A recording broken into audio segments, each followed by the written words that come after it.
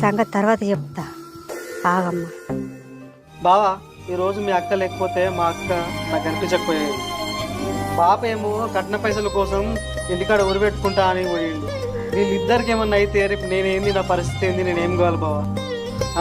చూసినావా బాపు, మన ముంగట్టనే వదిన చెప్పినా కానీ వాళ్ళిద్దరు ఇంటలేరు. ఇంత గొడవ పడుతున్నారు కట్న పైసలు అని.